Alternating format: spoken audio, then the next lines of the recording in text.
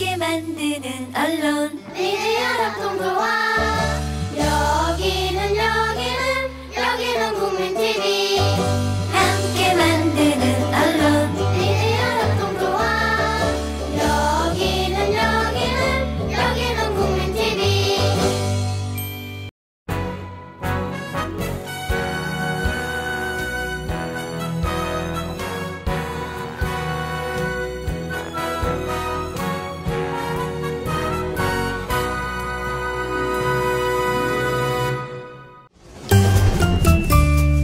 귀로만 듣던 국민TV의 팟캐스트를 이제 보이는 라디오로 시작합니다. 국민TV 광고를 모집합니다. 조합원과 비조합원 여러분, 자신이 속해 있는 기업과 사업체, 그리고 알리고 싶은 모든 것들 다 좋습니다. 광고를 원하시는 분은 신청해주세요. 홈페이지 kukmin.tv, 국민.tv 또는 지역번호 02-3144-0933번으로 연락주세요. 여러분의 많은 참여 바랍니다. 안녕하십니까. 김영태 행복한 교육세상입니다.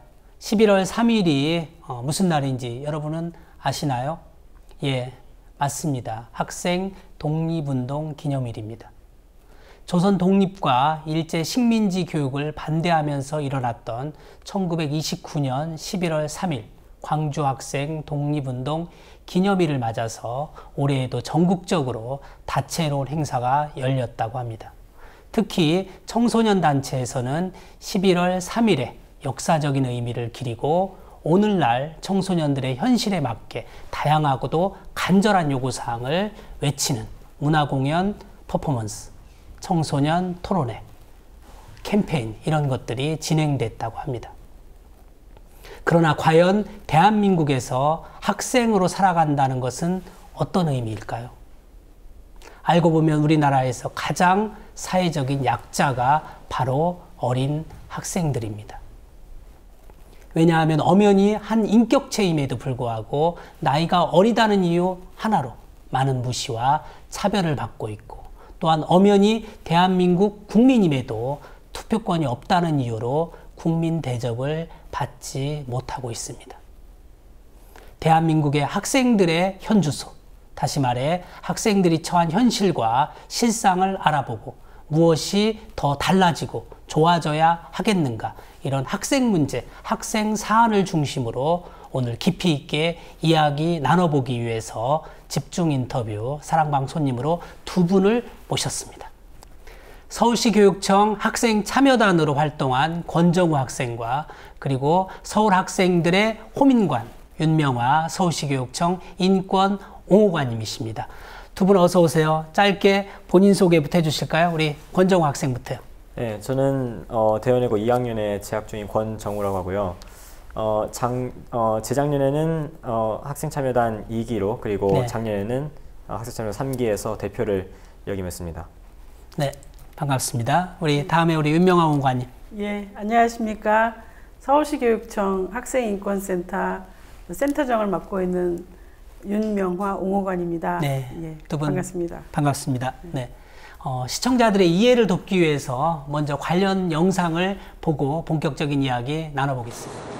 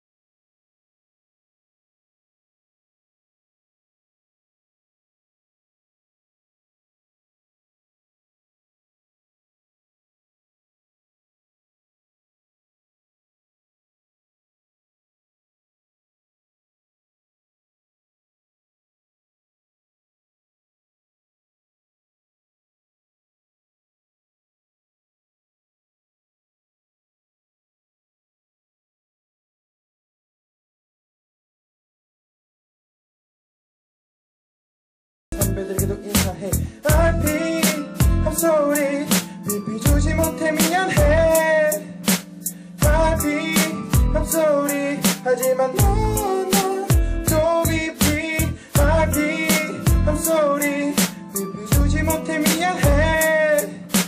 RP I'm sorry 하지만 너도 BP 얼마 전에 나의 가식적인 쓰레기 줍기 BP가 쌓이는 거야 왜일까 생각해봤어. 맞아 나의 연기 너무나 완벽해서 나 여기 소질 있나봐. 공부했어 걱정하지마 연기 시작하면 돼. 가식적이야 괜찮아 BP 받은데 남 눈치 볼 거 없잖아. 너희 BP GP 쌓여갈 때 난 RP 쌓여가 상관없어. 어젠 남편의 얘길 들었어.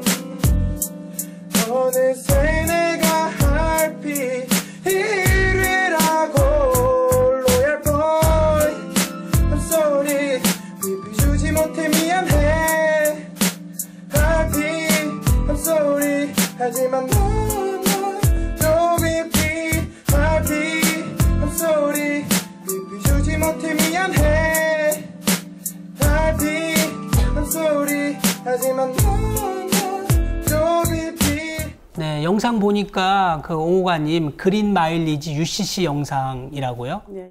사실은 이제 학교에서 체벌이 없어지면서 네. 학생들을 통제하기 위한 수단으로 학생들 상벌점제가 그 학교 규칙으로 정해져 있습니다. 학생들한테 아주 사소한 예를 들면 무슨 양말 색깔이라든가 아니면 뭐 겨울에 외투 색깔, 뭐 치마 길이, 뭐 네. 온갖 것에 사실은 그 기준을 학교 규칙을 넘어서면 벌점이 부과되고 네. 그다음에 흡연이라든가 아니면 교사한테 그 뭐 이의를 제기하거나 아니면 불법 집회를 하거나 할 때는 굉장히 큰 벌점을 받게 돼서 사실은 선도위원회가 열리거나 아니면 심한 경우에는 강제 전학을 가는 이런 상황이 되고 있습니다. 학교 현장에서. 그게 사실은 학생들에게 지금 오히려 네. 일부 학생들은 그렇게 얘기를 합니다. 차라리 체벌이 낫다. 특히 남학생들은 그렇겠어요. 네. 왜냐하면 아주 사소한 것까지 네. 벌점으로 다 매겨지면서 네. 학생들의 그 숨통을 재워온다 이렇게 말들 하고 또 기록으로 있습니다. 남고요. 그렇죠. 그죠? 네. 그런 학생 통제 수단으로 예. 지금 벌점제가 그렇습니다. 어떤 의미에서는 물론 학교 측은 활용한다고 하겠지만 아이들 입장에서는 또 당하는 학생 입장에서는 그래서 지금 영상을 보니까 그 학생들이 이것을 랩으로 풍자를 했네요. 예, 예. 예. 어땠어요, 우리 권정호 학생 보면서? 학생 입장에서? 솔직히 저는 정확히 잘 모르는 부분이 네. 그러니까 특목고에 다니고 하는 부분 때문에 그 그린 마일리지 제도를 저희 학교에서는 시행하고 있지 않지만 네. 작년에 학생 참여단 그 많은 학생들을 만나보면서 그 이런 그린 마일리지 제도를 문제로 생각하는 여러 학생들이 있었다는 점을 잘 알고 있었고 이런 부분을 학생들이 어떻게 생각하느냐가 이번 영상에 다 드러나 있는 것 같아서 이런 것들이 좀 뭐 학교 현장에 또 많이 알려졌으면 좋겠다고 생각해요. 그러니까 체벌이 벌점으로 바뀌었을 뿐이지 어떻게 보면 아이들을 억압하고 통제하는 학교 문화는 고스란히 그대로 남아 있는 거네요. 그렇죠? 네. 네. 오늘 이제 그런 이야기를 좀 본격적으로 이야기 나눠보도록 하겠습니다. 먼저 그 우리 권정호 학생에게 그 학생의 날 유래라고 할까요? 의미에 대해서 조금 설명해 줄까요? 학생의 날이 지나긴 했는데요. 네. 11월 3일이 바로 그 학생 독립운동 기념일로 되어 있는데요. 네. 1929년 11월 3일에 그 현재 전라도 광주 광역시에서 광주 그때 고등학생이라고 보면 되는 학생이 네. 항일운동을 시작하게 돼서 11월 3일이 굉장히 전국적인 그 행사가 될 수 있었던 네. 그런 행사입니다. 그 학생이 참여했다는 점으로서 또 굉장히 유례가 없는 그런 날이기도 하고요. 그리고 또 60만세를 준비했던 네. 그 여러 그 단체들도 이때 광주학생 항일운동을 기점으로 해서 많은 사람들이 그 항일 정신에 대해서 생각하게 되었습니다. 이후에 이것이 또 기념일로 그 53년에 학생의 날이라는 명칭으로 기념일로 제정되었습니다만 1953년에는 학생의 날이라는 명칭으로 됐다가 국가 기념일이었죠. 네. 근데 이게 이제 73년에는 그 소위 유신 시대에 또 아이들한테 그 반독재, 민주화 투쟁 할까 봐서 또 그 각종 기념일에 관한 규정에서 빠졌었어요. 그죠? 그러다가 82년에 학생운동 기념일 제정에 관한 건의안으로 이제 국회에 상정됐고 84년에서야 이제 학생의 날로 부활됐다가 2006년에 이제 본격적으로 학생 독립운동 기념일 이렇게 이제 명칭이 좀 변경됐네요. 그죠? 그렇죠. 어쨌든 우리가 이제 줄여서 그냥 학생의 날 이렇게 부르는데 그 권정호 학생은 학생 신분이니까 학생 입장에서 그 11월 3일이 좀 남다르게 느껴질 것 같은데 뭐 소회라고 할까요? 어떤가요?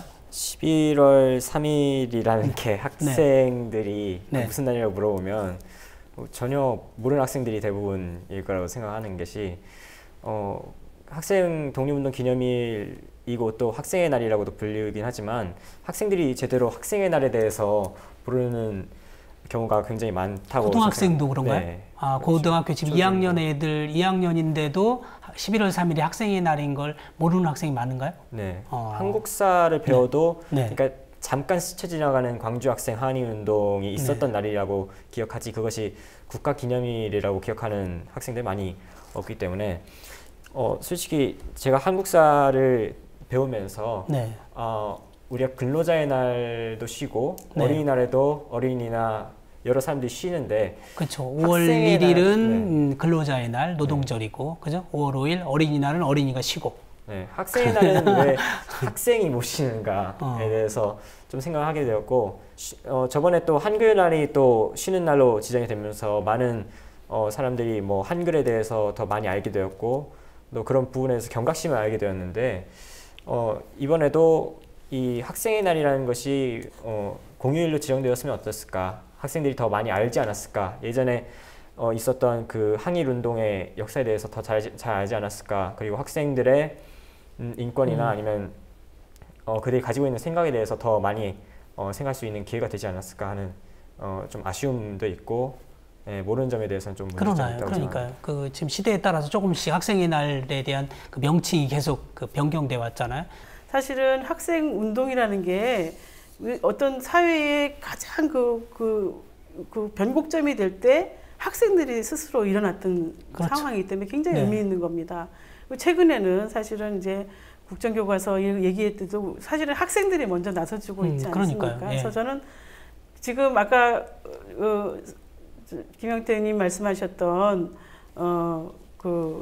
우리 사회에서 대접받지 못하는 어쩌면 가장 차별받고 있는 이런 단위에서 사실은 가장 우리 사회에 이렇게 지표를 바꿔내는 운동을 하고 있다는 점에서 학생 인권, 그다음에 학생 운동의 날 이건 정말 기념해야 될 일이라고 생각합니다. 그러니까요. 그 모르는 분들을 위해서 예. 학생 인권 옹호관 네. 어떤 제도이고 또 어떤 일을 하는지 학생 인권 옹호관에 대해서 소개가 좀 필요할 것 같습니다. 예, 사실은 이제 이 학생인권 옹호관이라는 단어가 네. 이렇게 입에 붙는 단어가 아닙니다. 우리 어떤 관이 뭐 감사관이라든가 네. 무슨 다른 서기관이 뭐 이런 네. 얘기들은 익히 들었지만 옹호를 스스로 옹호한다라는 걸 관으로 다 만든 거는 네. 사실은 좀 익숙하지 않은 네. 제도입니다. 그렇지만 학생인권 옹호관은 학생인권 조례에 네. 의해서 만들어진 네. 직분입니다. 네. 그래서 조례를 이행하는 학생인권 조례를 이행하고 실천하는 사람이 학생인권 옹호관이고 네. 학생들을 위해서 있는 거죠. 네. 그래서 사실 그 전국에 학생인권 옹호관이 설치된 곳이 경기도 네. 그리고 서울, 전라북도, 네. 광주 이렇게 네 군데밖에 없습니다. 네. 그래서 학생인권 조례가 설치된 곳에는 인권 옹호관이 있는데 서울에 그 약간 좀 달라요. 경기도는 센터가 없습니다. 학생인권 교육센터가. 네. 그냥 인권 옹호관 3분이 계시고 네. 서울은 이제 옹호관과 학생인권 교육센터가 있고 네. 광주에도 이제 옹호관과 학생인권교육센터. 네.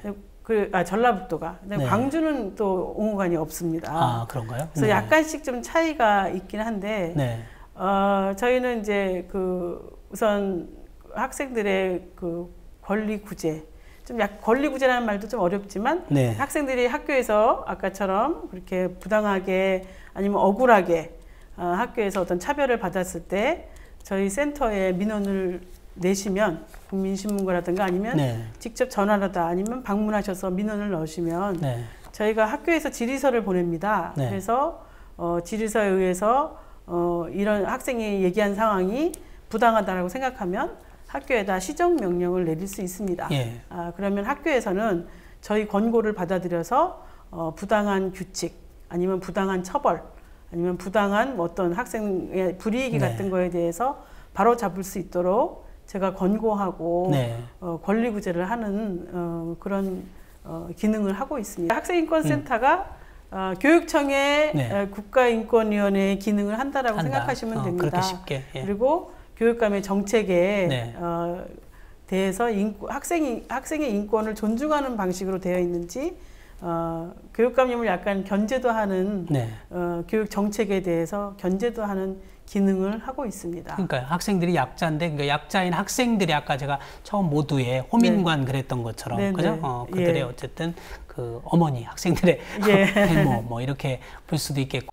불명예스럽게도 우리나라 학생들, 다시 말해서 어린이 청소년의 행복 지수가 꼴찌라고 합니다.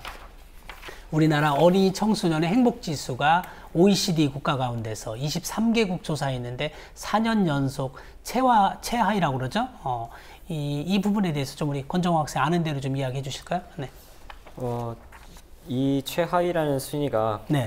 놀라운 순위는 아닌 것 같은데요. 네. 어떻게 보면 우리 학생들이 굉장히 여러 OECD 보고서에 따르면 네. 학업 성취도 평가라고 해야죠. 국제 학업 성취도 평가 PISA라는 평가가 있습니다. 네. 거기서는 OECD 최상위권으로 나타나 있는데요. 15살 이상 읽기 능력은 2위를 하고 있고 컴퓨터 기반 문제 해결 능력은 대부분 1위를 달리고 있는 그런 조사들이 많이 있습니다. 그러니까 이제 공부는 거의 1, 2등을 해요. 거의 핀란드하고 그죠? 그렇죠.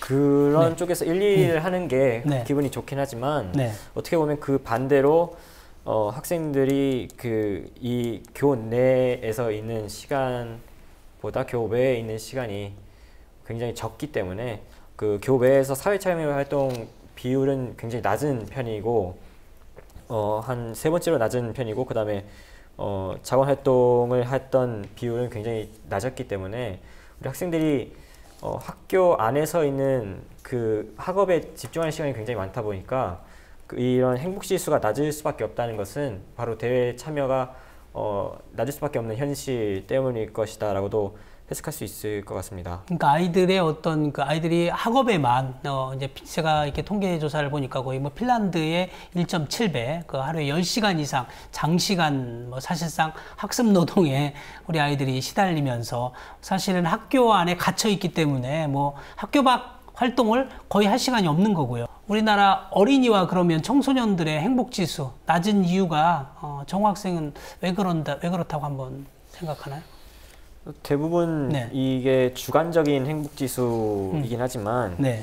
대부분이 학업 스트레스 때문이 아닐까 하는 생각도 들고요. 네.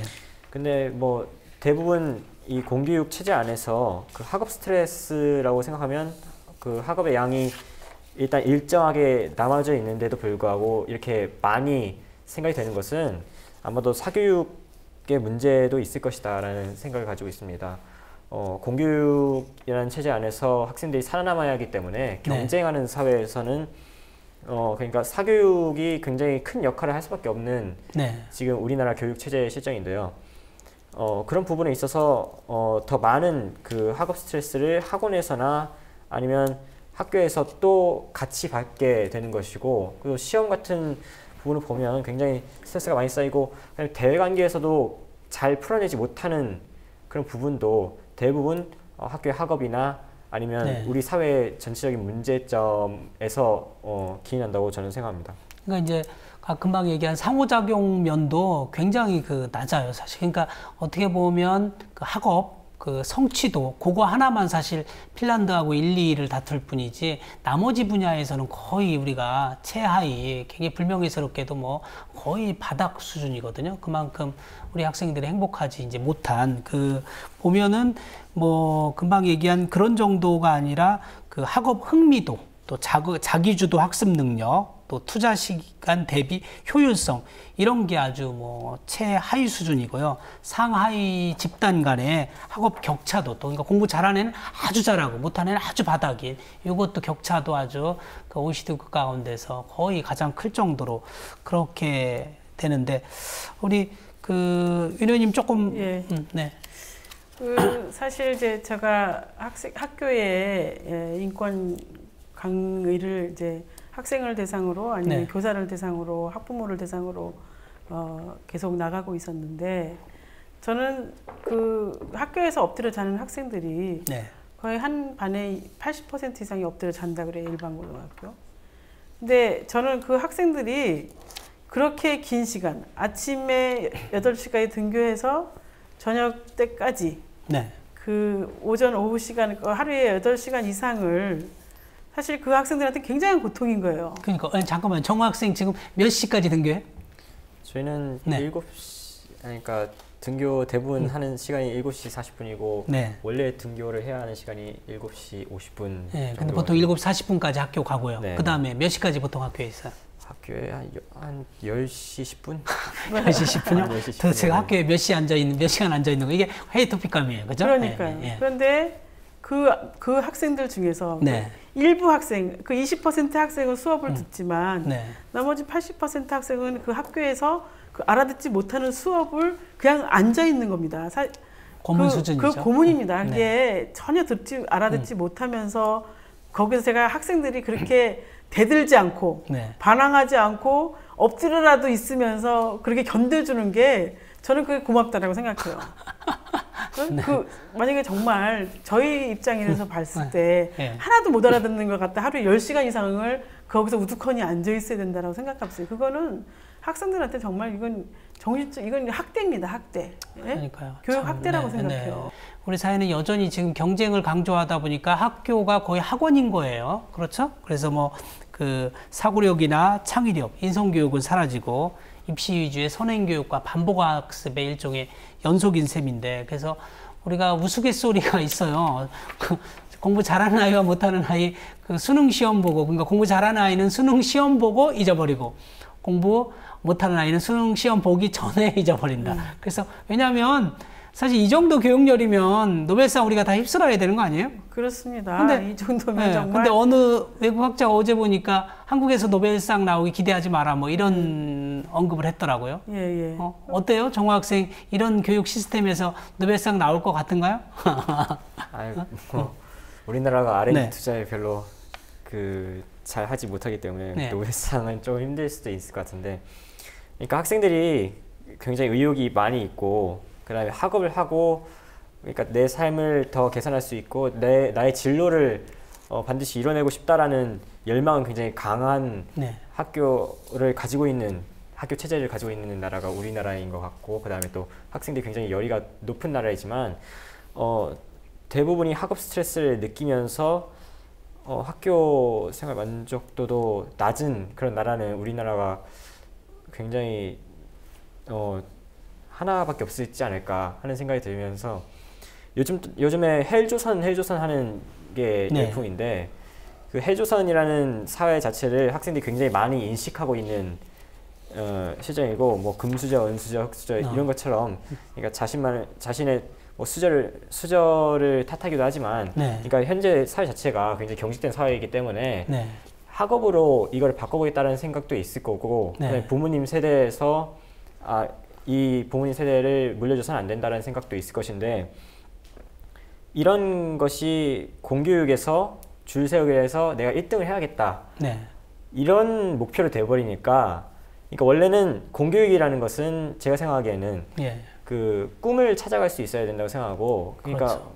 고등학생 때도 대통령이고 싶으면 네. 대학생 때도 대통령이 꿈이어야 되는 나라여야 되는데 네. 뭐 초등학생 때는 뭐 소방관이 되고 싶다고 했다가 네. 고등학생 때는 뭐 공무원이 되고 싶다고 했다가 네. 대학생 때는 아무데나 들어가도 된다는 그런 소리가 있을 정도로 공교육이 줄 세우기를 하다 보니까 그것 때문에 반대로 사교육이 열풍이 일어나고 또 그 사교육 열풍 때문에 반대로 공교육의 질이 떨어지는 이상한 모순 현상이 나타난 것 같고요. 네, 그러니까 또 아니니까 아이들이 아까 초등학생 때 꿨던 꿈, 또 중학생 가면 달라지고 고등학생 가면 달라지고 이게 처음에는 자기가 좀 잘할 것 같은 걸 꿈꾸었는데 그게 자기 성적이 안 되니까 또 어떻게 보면 꿈을 바꾸는, 진로를 바꾸는, 그죠? 성적에 따라서 또 우리 학생들은 진로나 꿈을 또 바꾸는, 장래 희망을 바꾸는 이런 일도 생기잖아요, 그죠?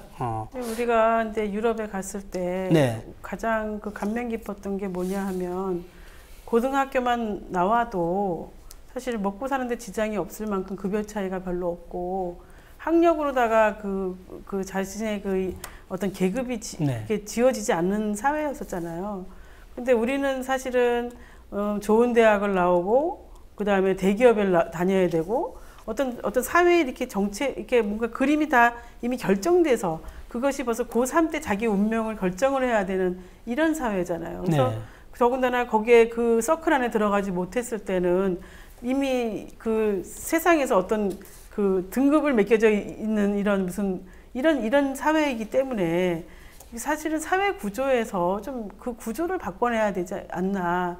예를 들면 우리도 네. 고등학교만 나와도 그렇게 급여 차이 없이 그럼 편한 아무튼 생활을 영위할 수 있는 이 정도가 돼야지만 이 극심한 경쟁 교육이라든가 이렇게 극심한 이렇게 경쟁 체제를 벗어날 수 있지 않는가 이런 생각을 좀 듭니다. 아니 그러니까 이게 사실은 우리나라는 이게 경쟁 사회도 있고 옛날 산업공상이 약간 유교적인 그런 인습도 남아 있는 것 같아요. 그러다 보니까 어린 아이들한테 조기 교육부터 심각해서 아주 심각할 정도로 정말 뭐 세계 유례가 없을 정도로 아이들을 공부 오로지 공부하는 기계로. 그런데 공부가 소질이나 적성에 맞는 아이도 있지만 공부가 사실은 잘 안 맞는 아이도 있잖아요. 그렇다고 공부 못한다고 해서 다른 재능이 없는 것도 아닌데 어떻게 보면 다른 거는 아예 뭐 전혀 신경 못 쓰고 거의 뭐 부모들이 일부 보면은 넌 아무것도 하지 마. 오로지 공부만 열심히 해. 뭐 이런 것처럼 오히려 제가 그래서 비유를 닭장에 가든 닭한테 넌 아무것도 하지 마. 그냥 모이만 먹고 알만 나. 뭐 이렇게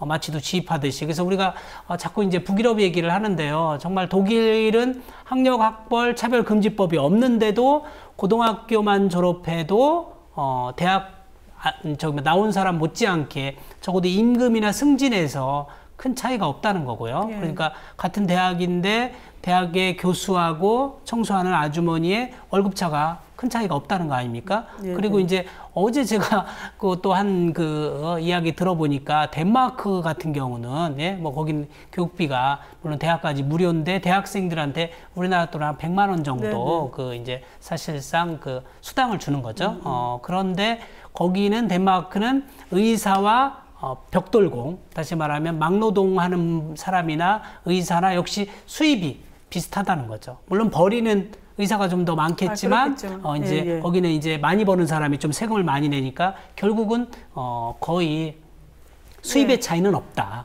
사실 그 스웨덴에서 계셨다가 오셨던 그 경남교육청 황선준 박사님 말씀 들어보면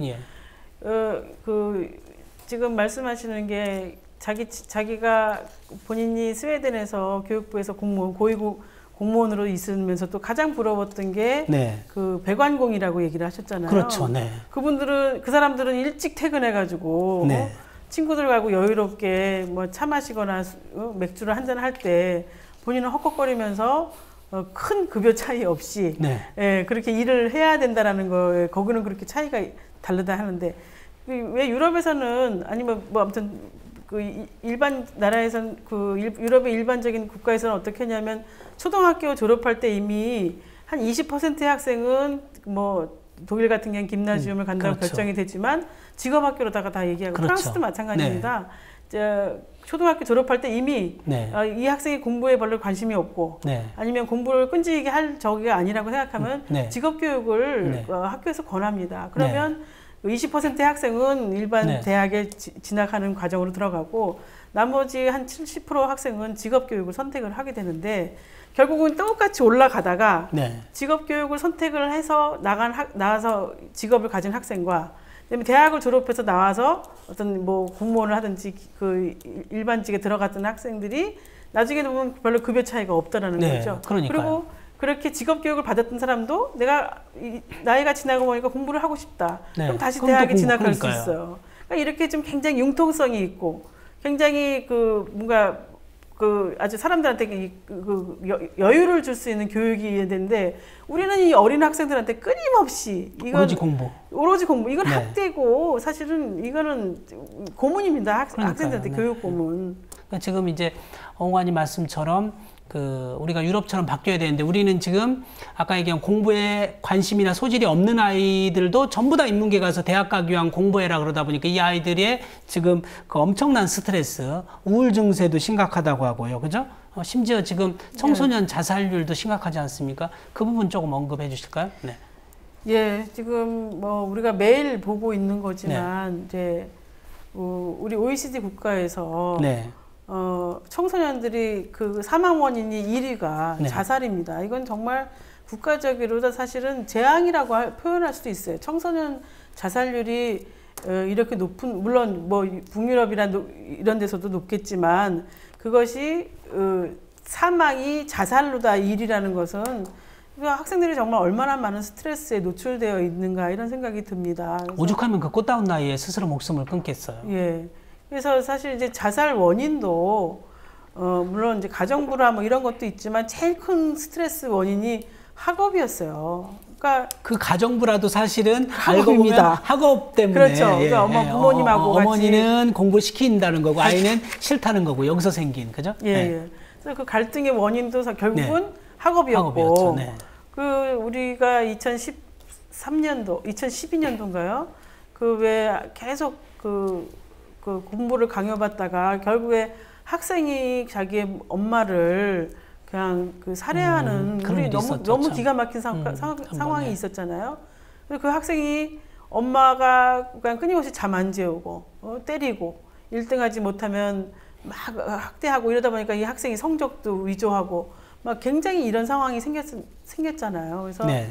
사실은 아이들을 절망에 빠뜨릴 뿐만 아니라 이거는 사회적인 제약을 만들어내는 거고 어떻게 자살이 그 학생 사망의 일이라고 생각하니까 너무 끔찍한 사회로 다 가고 있는 것 같습니다. 그러니까 이게 지금은 조금 줄고 있지만 많을 때는 뭐 1년에 300명 가까이 우리 학생들이 스스로 꽃다운 목숨을 끊었는데 그럼에도 교육당국이 이걸 뭐 크게 바꾸려고 하는 노력을 안 해서 걱정인데 우리 정호 학생 그 친구들 중에 이렇게 학업 스트레스 엄청 받거나 우울증세를 보이거나 심지어 좀 자살 충동이 있다 이런 아이들 이야기를 좀 듣죠? 제가 네. 정확히는 듣지는 못하지만 네. 왜냐면 자살이라는 게 그렇게 네.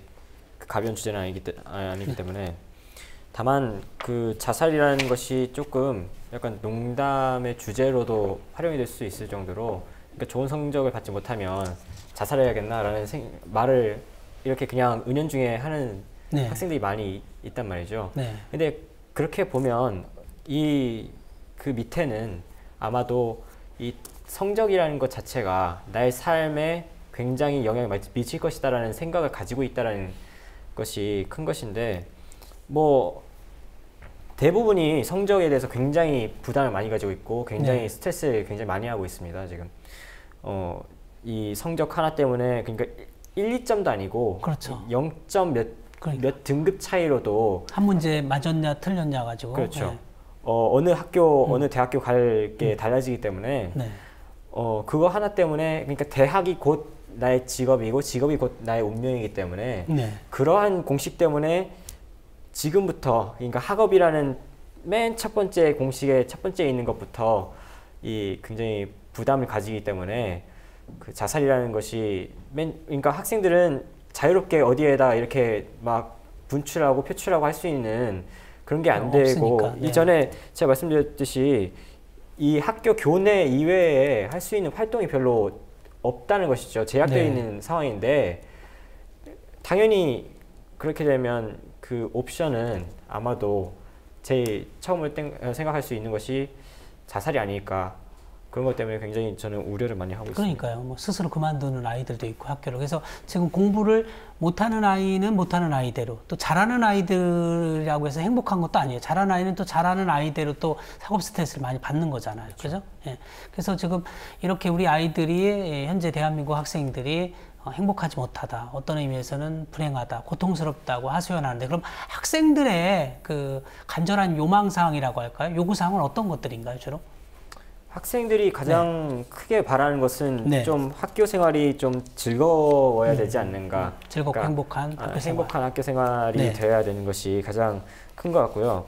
그다음에 치열한 경쟁 사회이기 때문에 이 경쟁을 해야 된다는 그 중압감이나 압박감에서 벗어나야 된다는 생각이 많이 가지고 있는 것 같습니다. 왜냐하면 대학이 곧 인생이니까 그거 때문에 시험 한 문제가 굉장히 뭐 당락을 가릴 정도로 생각하기 때문에 그 시험 스트레스를, 그러니까 이 학기마다 있는 그 시험 스트레스를 좀 안 받으려고 하는 생각들이 많이 있는 것 같고, 또한 행복한 학교를 만들기 위해서는, 그러니까 교우 관계도 행복해야 되고, 그 다음에 학생들과 교사가 있는데도 행복해야 되는데, 학교가 그러니까 자신을 위해서 있어줄 수 있느냐, 아니면 행복하게 나를 만들어줄 수 있느냐에 대한 의문도 굉장히 많이 가지고 있는 현실입니다. 우리 학생들의 그 요구사항을 사실 제가 아까 모두에 말한 것처럼 엄연히 대한민국 국민이에요. 그죠? 대한민국 국민인데 아이들의 목소리에는 정치권이 별로 귀를 기울이지 않아요. 왜 그렇죠? 사실 이제 그 우리나라에서 정치인들이 가장 관심이 있어 하는 거는 결국은 유권자잖아요. 그렇죠. 투표를 할 수, 누가 나한테 투표를 해주는가가 제일 그들한테 관심이 있는 거고, 그러려면 그 사람들한테 가장 잘하는 거잖아요. 우리나라에서 지금 가장 투표를 열심히 하는 그 연령대가 어디예요? 노인이잖아요. 60대, 70대. 70대. 그러니까 그쪽에 대한 공약도 굉장히 많이 나오고, 또 어딜 찾아가도 거길 먼저 제일 찾아가는 거잖아요. 경로당은 뭐 정말로 뭐 열심히 찾아다니죠. 그런데 만약에 지금 우리 학생들한테는 이 투표권이 없습니다. 그러니까 만약에 학생들이 유권자라고 한다면 과연 정치인들이 이렇게 학생들을 내버려두고 이렇게 경쟁시키고 이렇게 스트레스를 줄까 하는 생각이 듭니다.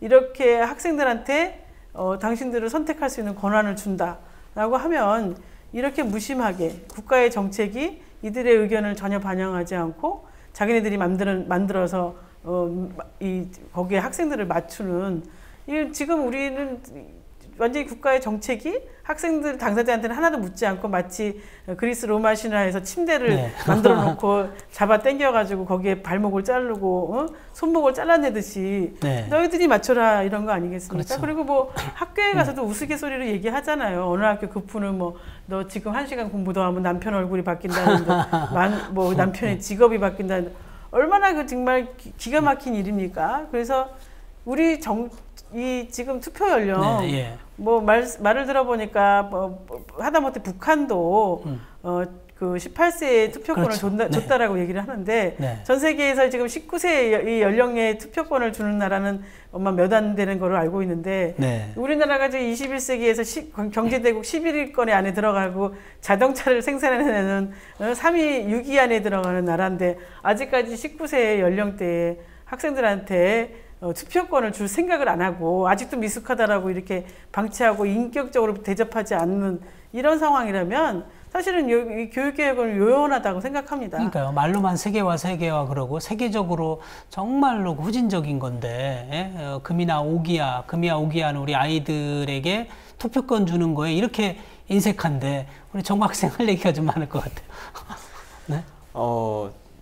요즘 보면 대부분 교육부에서 수능 같은 관련 정책 같은 거나 이런 기조가 변화하면 딱 무슨 학년부터 딱 바뀌겠다라는 이야기를 하는데 그냥 일방적 통보예요. 일방적 통보라고 생각하는데 딱 그 소식을 들은 학년의 학생들은 이게 이렇게 바뀌기를 원했느냐, 그건 아니라는 거죠. 그냥 교육부가 이렇게 해서 이렇게 하면 수능 뭐 난이도가 바뀔 것 같고 이렇게 하면 더 나아질 것 같고 뭐 다른 학부모나 그런 사람들이 막 해서 뭐 이건 이렇게 바뀌어야 된다 이렇게 얘기를 하는 것이지.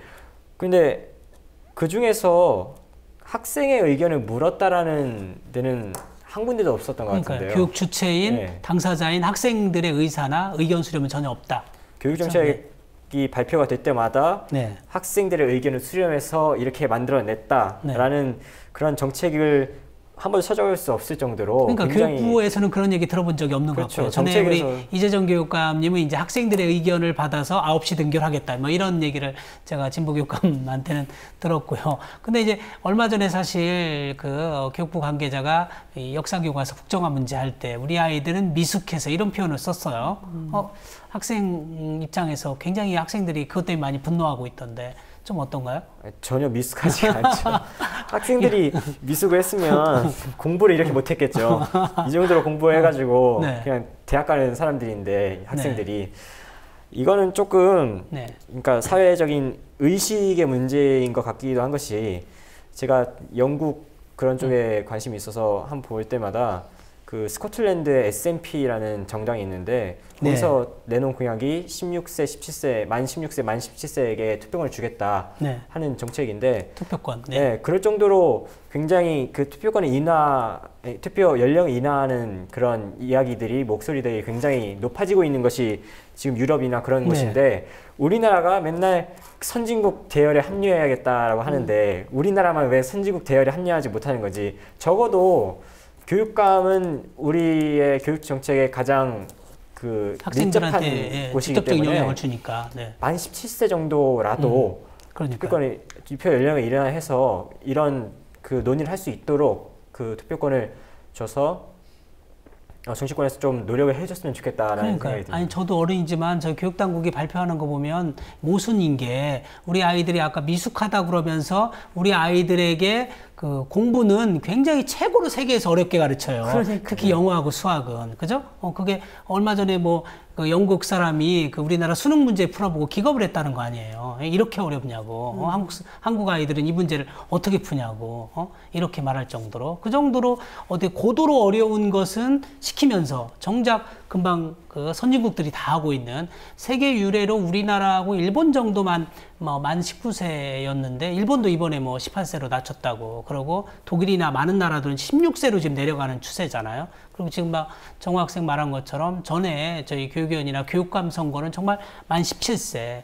이게 사실 그 한 살 낮추는 게 별 차이 없냐 그러지만 아까 윤홍호관님 말씀처럼 한 살만 낮춰도 고3 아이들의 상당수가 유권자가 되잖아요. 그렇습니다. 그럼 아마 정치인들이 네. 학생을 바라보는 시각 그리고 학교를 바라보는 시각이 완전히 완전히 달라지죠. 달라지겠죠. 네. 그죠? 그래서 이걸 반드시 꼭 내년 총선에서는 지켜지고 아까 세계적인 흐름에 발맞추는 건데 왜 그거에 인색한 건지 심지어 다른 나라는 정치 기본권도 학생들한테 허용해요. 그렇죠?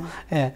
그래서 그 지금 전에 이제 한 정치인이 저녁이 있는 삶 뭐 이런 말을 해서 우리 그 사회에 큰 공감을 불러일으키지 않았습니까? 그러니까 우리나라 학생들에게는 지금 저녁은 고사하고 토요일과 일요일도 없습니다. 주말과 휴일도 없는 거죠. 그 학생들에게 쉼이 있는 교육이 좀 필요하다. 이런 목소리가 좀 커지고 있지 않습니까? 네. 이 부분 누가 조금 먼저 언급하시겠어요? 그 사실은 학생인권 조례에 네. 학생들의 휴식권을 보장하라는 것이 조례에 명시되어 있습니다. 네. 우리 학생들이 쉴 시간이 없습니다. 네. 뭐 주중부터 주말까지 사실은 늘 그 학업에 매달려 있어야 되고 학생들이 언제 쉬고 언제 생각할 수 있고 자기를 성찰할 수 있는 시간이라는 것이 없고 그다음에 그 휴식을 해야지 창의적인 생각이 나오지 끊임없이 그 닥달하고 몰아치면서 창의적으로 되라고 또 얼마나 또 창의적이지 못하다라고 또 얼마나 얘기를 합니까? 그러니까요. 뭐 쉬어야지 무슨 생각이 떠오르지 않겠습니까? 그러니까요. 근데 끊임없이 무슨 기계 다루듯이 하면서 창의적이지 못하다라고 계속 닥달을 하고 그 책임은 네. 학생한테 주면서 학생들이 뭔가 펼칠 수 있는 장을 만들어주지 못하고 있는 상황이잖아요. 그러면서 네. 무슨 노벨상을 기대를 하고 뭐 무슨 국가 경쟁력을 그렇죠. 말하고 뭐 그렇죠. 말도 안 되는 겁니다. 그러니까 왜냐면 우리가 사실 주 5일제를 이제 하지 않습니까? 그리고 학교도 이제 주 5일제 수업을 하면서 주 5일제 수업하는 취지가 주말과 휴일에는 쉬기도 하고 봉사활동도 하고 가족과의 여행도 하고 취미나 독서 생활도 하고 뭐 이러라는 의미인데 사실 그 우리 학생들에게는 월화수 금금금이에요. 그러니까 토요일과 일요일이 없는 거예요. 토요일 일요일도 또 학원을 가야 되니까. 정호 학생 어떻게 주변에 토요일 일요일 어떻게 보내나요? 정호 학생들은 그 주변 친구들이? 저희 학교도 그렇고 네. 제가 강남 네. 지역 쪽에 살아서 네. 강남권 학생들은 대부분 평일날 학원에 이렇게 몰려다니는 친구들도 많지만 네. 대부분 주말에 학원에 딱 몰아서 네. 갈 수밖에 없는 주말반으로. 친구들이 예. 예, 특히 내신 기간에는 특히 이 주말에가 굉장히 중요한 것이 네. 딱 그 주말에 내신반들이 딱 열리면서 네. 그 내신을 따려고 가는 학생이 굉장히 많은 정도로 이 주말에 치중되어 있는 학원이 굉장히 문제점이 많다고 생각하고 굉장히 어떻게 휴일인데 이름은 네. 휴일이잖아요. 네. 휴자에 네, 일자인데 네. 쉬지 못하는 휴일이 있을 수 있나? 학생들한테는 쉬지 못하는 휴일이고, 이거 굉장히 어려운 것이 또 이 휴일에서 공부를 하게 된다면 주중에는 어떻게 또 집중을 하게 될 것인지, 그럼 학원에 집중을 해야 되는 것인지 아니면 뭐 공교육인 학교에 집중해야 되는 것인지, 그거에 또 조금 문제가 생길 수도 있다고 생각하거든요. 아니 그러니까요. 특히 아까 과일이 많이 되어 공장에 있으니까. 기계도 쉬는데 하물며 사람이고 어린 학생들이잖아요. 그죠? 이 아이들을 좀 아까 충전도 필요하고 봉사활동도 필요하고 정말 쉼이 필요한데 이거를 쉬지 못하게 계속 다람쥐 쳇바퀴 돌리듯이 돌렸을 때, 그러니까 이제 학원에 많이 의존하는 아이들은 거기서 공부하다가 학교 와서 또 잠이 부족하니까 아까 윤농관님 말씀하신 대로 학교 와서 또 잠을 자고, 그럼 이게 계속 악순환이네요. 그렇죠? 그래서 참 우리가 이제 사실 이거 학생인권조례 만들면서 대형마트를 지금 격주로 한 달에 2주에 쉬게 하지 않습니까? 그래서 사실 그 우리 학생들이 더 아까 금이야 오기야 우리 학생들도 일요일은 좀 쉬게 하자 그래서 학생인권조례에 사실 담고자 했지만 이게 또 뭐 상위법과 또 뭐 문제가 있다고 그래 저희가 못했고 대신 국회에 넘겼는데 아직 국회가 이 부분에 대해서 법제화를 안 하고 있는데, 학원 휴일 휴무제 이 법제화는 보니까요 학부모님들의 95%가 찬성이에요. 아니 근데 학원을 하시는 분들도 네.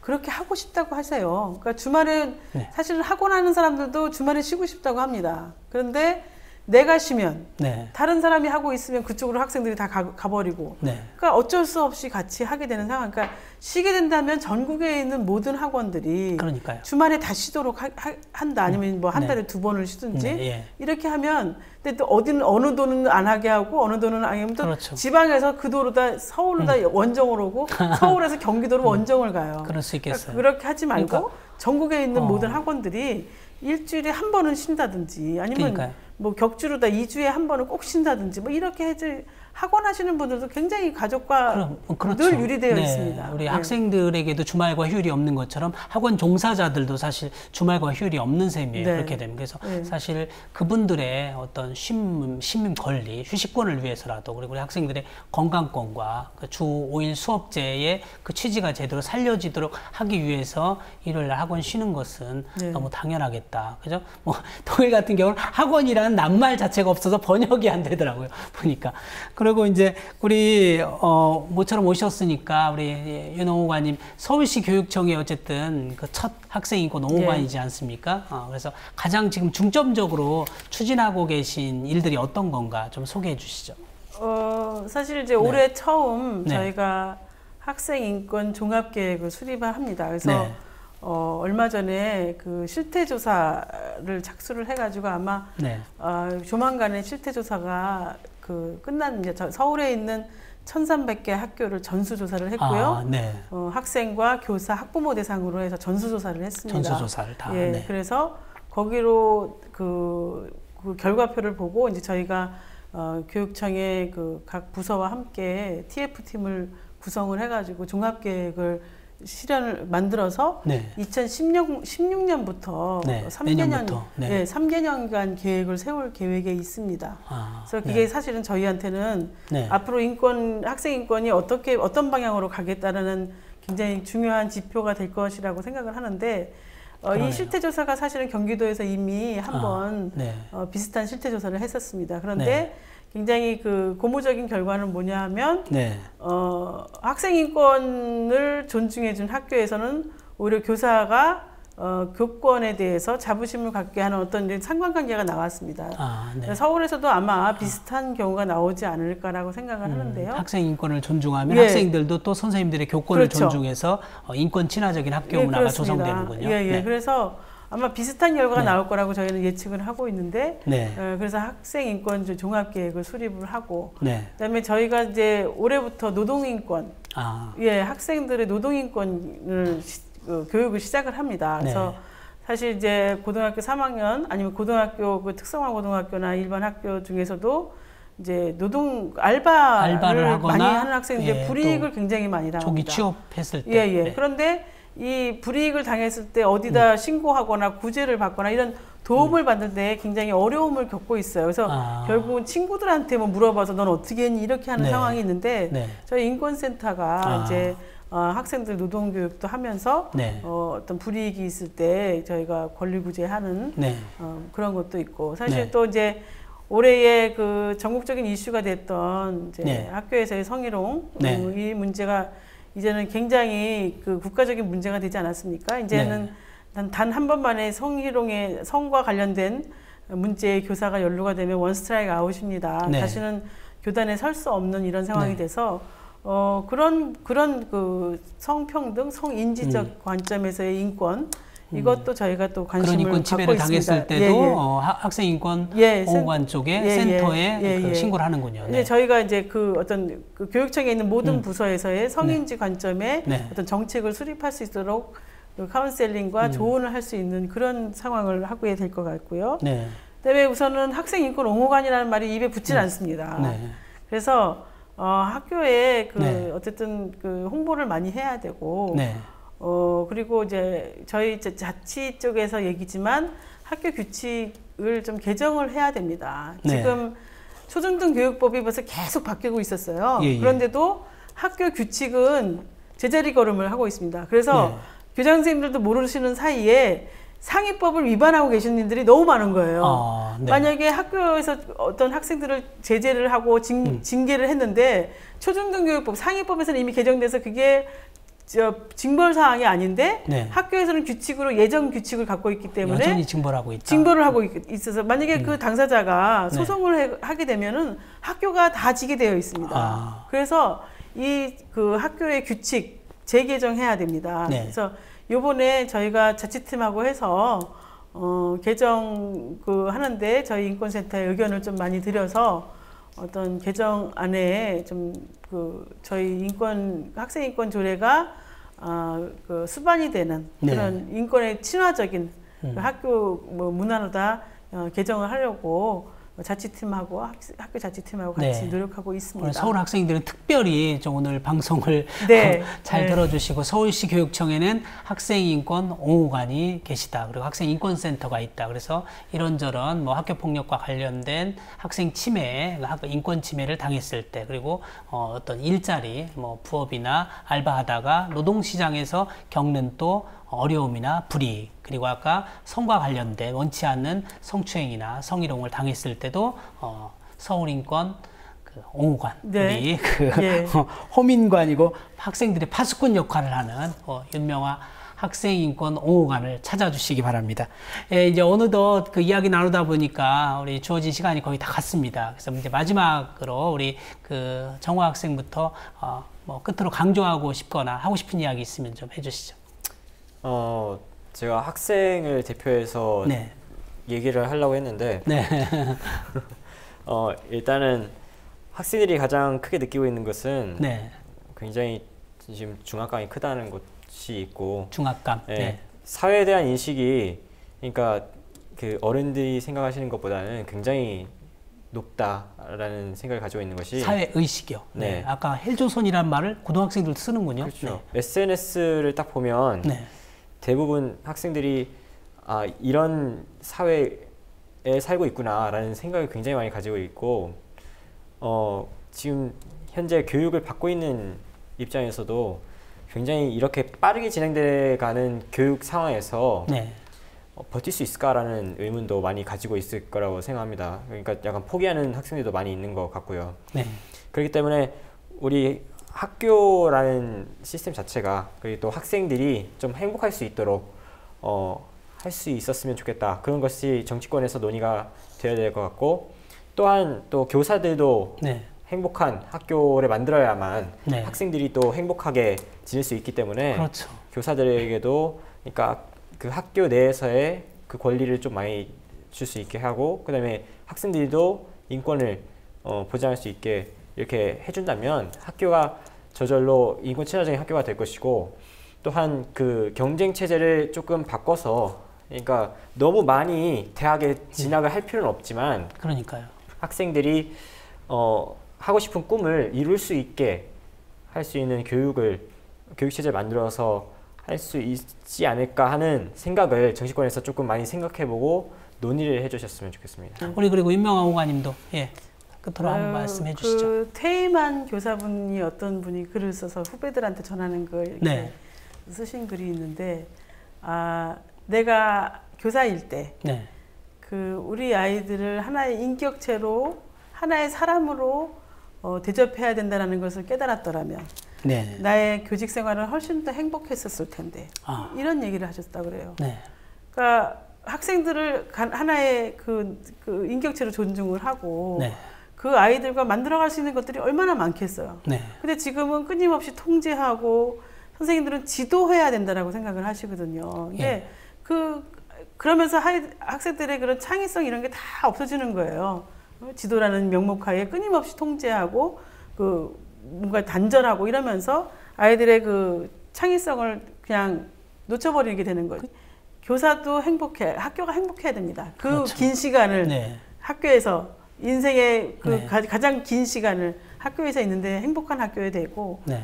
그리고 지금 이제 질문이 있는 교실도 하면서 네. 또 질문이 있는 교무회의가 있습니다. 네. 그래서 그렇죠. 수직적인 그런 교직 사회가 아니라 수평적인. 좀 수평적인. 예, 그래서 서로 다 소통하는. 권위적인 문화를 좀 민주적으로. 네. 소통하는 교직 사회. 네. 교사의 인권이 존중될 때 그 인권에 존중받은 교사가 아이들을, 학생을 그렇죠. 존중하게 될 네. 겁니다. 그래서 그러네요. 이런 끊임없이 이런 네. 경쟁하고 수직으로 줄 세우고 이런 우리 교육 문화 이런 것을 바꿔내야 된다라고 생각합니다. 네.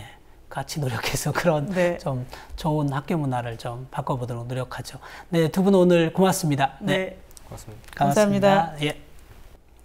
현재 우리나라의 교육은 소모적인 입시 경쟁 교육을 통한 상급학교 진학 대비를 중심으로 이루어지고 있습니다. 그 결과 교육 활동이 이루어지는 과정에서 창의성을 기르기보다는 지식을 반복적으로 암기하는 교육으로 진행되고 있습니다. 그러다 보니 공부 잘하는 아이는 수능 시험 보고 잊어버리고 공부 못하는 아이는 수능 시험 보기 전에 잊어버린다는 우스갯소리까지 회자되고 있습니다. 또한 대한민국 학생들의 학습 시간은 세계 최고 수준입니다. 새벽부터 심야까지 하는 것도 모자라 주말과 휴일도 없이 월화 수목 금금금의 고단한 삶을 살고 있습니다. 하루속히 주 5일제의 취지가 지켜지도록 학원 일요 휴무제가 시행되어야 할 것입니다. 그리고 불행하게도 우리나라는 학생의 정당 활동은 고사하고 투표 연령조차 OECD 국가 가운데 거의 유일하게 만 19세를 고집하는 정치 후진국입니다. 대부분의 선진국은 투표 연령이 18세이고 16세로 낮추는 게 세계적인 추세입니다. 오늘 방송 보신 것처럼 우리 학생들은 행복하지 못합니다. 아니, 고통스럽다고 말합니다. 불행하다고 말합니다. 이제라도 이들의 간절한 요구를 외면해서는 안 될 것입니다. 사랑받기 위해서 태어났다는 노랫말처럼 우리 어른들은 우리 학생들을 행복하게 해주어야 할 책임과 의무가 있기 때문입니다. 교육 때문에 고통스러운 대한민국을 조금이라도 교육 덕분에 행복한 대한민국으로 만들어 갑시다. 오늘 방송은 여기까지입니다. 시청해 주셔서 감사합니다. 다음 시간에 뵙겠습니다.